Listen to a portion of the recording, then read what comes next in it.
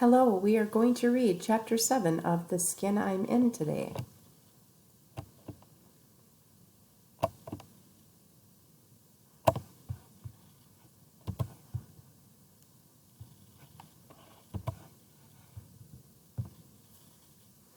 Chapter 7. No television, telephone, or hanging out with friends for 3 weeks, all because of that fight. And that ain't even the worst part. The principal, Miss Saunders, and Mama got their heads together and came up with a way to punish me good. They say it ain't punishment, but it sure feels that way. They found me a job that don't pay no money and ain't no fun at all. I don't even want it, but Mama's got her mind set, so that's that. I will be working in the school office, filing papers, stapling letters, that kind of stuff. This is Miss Saunders' bright idea. She talked it over with Mama last night on the telephone. I could hear some of the conversation coming through the receiver. Miss Saunders was saying something about me wasting my potential, that the school needed a better way to keep up with me so I don't fall through the cracks. And Mama believes all that crap, when the truth is that Miss Saunders is just a big-mouthed, bossy broad who likes to throw her weight around and treat everybody like they are some broken pot she's got to patch up. I could smell the peppermint tea Mama was sipping while she spoke to Miss Saunders. Malika's got more potential than she's letting on. Keeping her under the principal's nose may be just the way to get her back in line. Mama and Miss Saunders talk a long time. When they're done, I try to tell Mama that Miss Saunders doesn't know what she's doing, that she ain't even a real teacher. Mama says she doesn't care. She likes her. That Miss Saunders is the first teacher who ever called here to talk about what was going on with you. I like that. It shows she's concerned, that this job ain't just about the money. I tell Mama that Miss Saunders don't need the money. She got plenty. Don't it make you wonder, Mama, why somebody with all that money and a good job would give it up to come to McClinton? Mama sits there for a while, thinking. I wouldn't think on it too much, Malika, she says.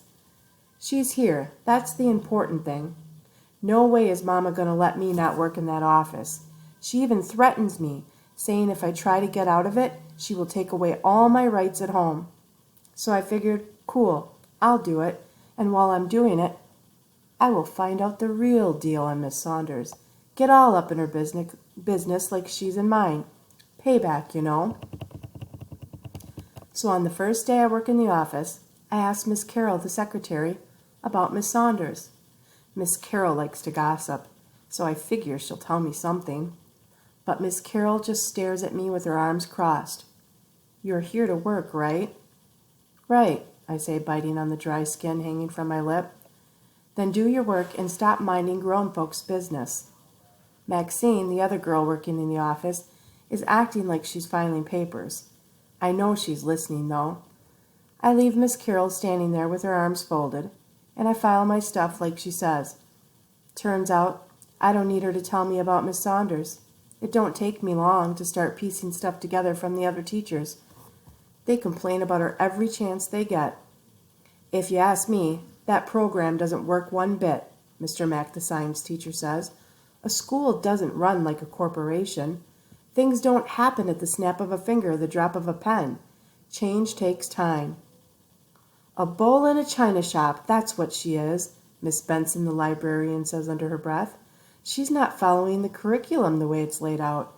She's pushing kids too hard. Telling them to read 50 pages one night, 30 pages the next. I'm telling you, hiring her was a bad move. If those teachers knew I was working at the desk, they would be more careful. But they don't know I'm here. I've dropped some paper clips on the floor, and I'm crouching under a desk to pick them up slowly. It looks like nobody's around but Miss Carroll, and she's in the back Xeroxing. Maxine is running errands. When I stand up, Mr. Mack gets all red-faced. He thinks I'm trying to be a smart aleck. His lips curl up tight. My, Malika, aren't you the lucky one? Here to work in the office, I see, he says, stomping out the door. Right into Mr. Pajoli, who's heard everything he said. Sometimes, Mr. Mack, you need new ideas to do things differently. Nothing wrong with a little change, is there, he asks. I'm sorry, Mr. Pajoli, but the way I see it, rewarding those who misbehave and refuse to play by the rules is wrong. Dead wrong. How will you reward the good ones? Put them on detention? Mr. Mack asks. They're all good ones, Mr. Mack. Some of them just need more support than others.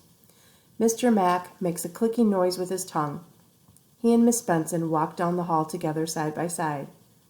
We all think those two got a thing going on, even though we never seen them kiss or even hold hands. Mr. Pajoli tells me not to worry, that things will work out fine for me if I try hard enough. All the time he's talking, I'm trying to figure out how I can cut this gig loose. I mean, let's face it, I've got better things to do with my time than work for free. Thank you for listening to Chapter 7.